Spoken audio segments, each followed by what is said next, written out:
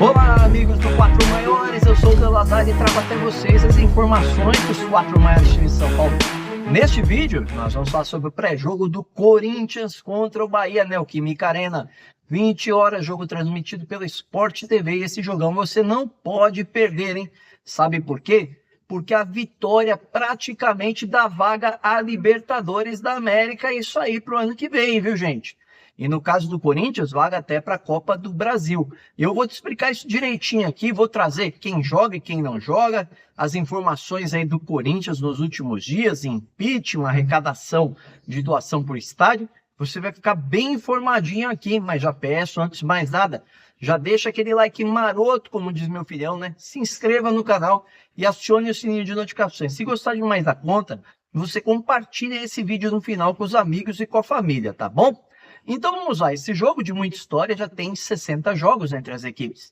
O Corinthians venceu 28, o Bahia 17, foram 15 empates. O Corinthians fez 83 gols contra 60 do Bahia.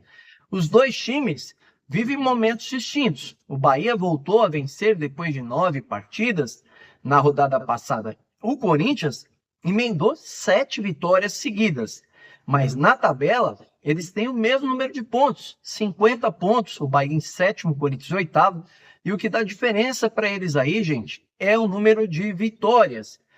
E a pré-Libertadores abriu vaga para o sétimo e para o oitavo lugar, onde eles estão hoje, né? Por quê?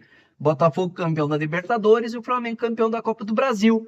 Então abriu 4 vagas para grupo que já estão definidas, que a gente sabe que são aí do Internacional, Fortaleza, do São Paulo e do Palmeiras, e aí abriram essas 2 vagas para pré-Libertadores. A arrancada do Corinthians levou o Corinthians até esse momento.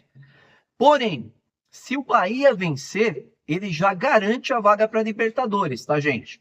Porque ele faria 53 e o Corinthians poderia pegar os mesmos 53, mas o Bahia ficaria com uma vitória a mais.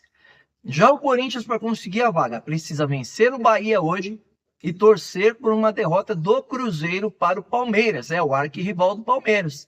Então o Corinthians, de certa forma, tenta vencer e ao mesmo tempo torce pelo Palmeiras, mesmo querendo que o Palmeiras não seja campeão brasileiro contra o Botafogo. Ainda nós temos 2 situações aí, né, que foram notícia do Corinthians aí de quinta para cá, né, as doações da torcida para pagar a Neoquímica Arena, hoje está em R$ 24.468.912, né?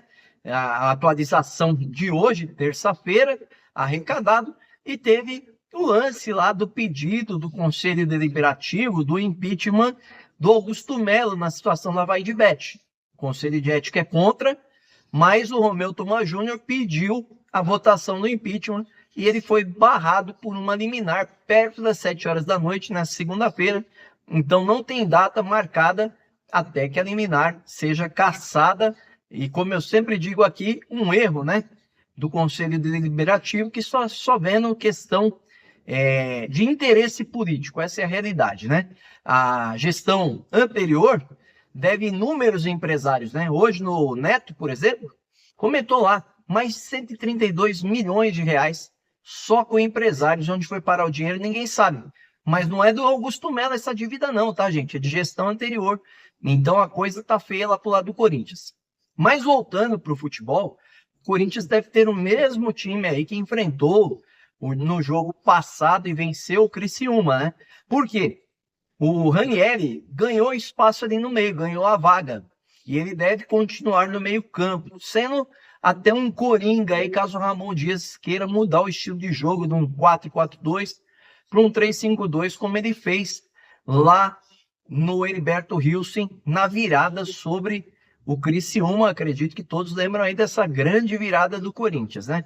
O Corinthians tem muitos pendurados, tá, gente?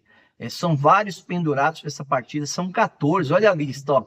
Carrilho, André Ramalho, Breno Bidon, o Martinez, o Gustavo Henrique, Kaká, Fagner, Garro, Hugo Souza, Bidu, Pedro Henrique, Pedro Raul, Rian e Thales Magno, 14 pendurados.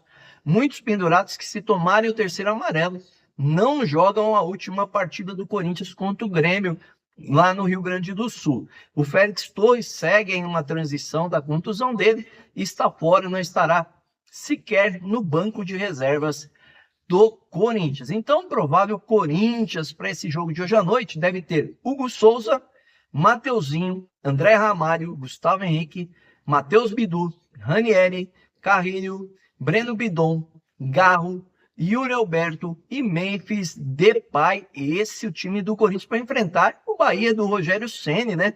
Que, como eu disse, ganhou do Cuiabá no jogo passado. Ele deve repetir a mesma escalação, não tem contundidos, tá?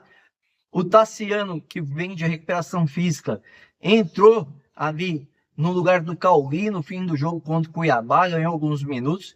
Não deve vir como titular ainda, mas é opção para o Rogério Ceni se ele precisar durante a partida. Então, Bahia deve vir com Adriel, Gilberto, Gabriel Xavier, Canu, Luciano Juba, Caio Alexandre, Jean Lucas, Everton Ribeiro, Cauli ou Tassiano, Ademir e Lúcio Rodrigues.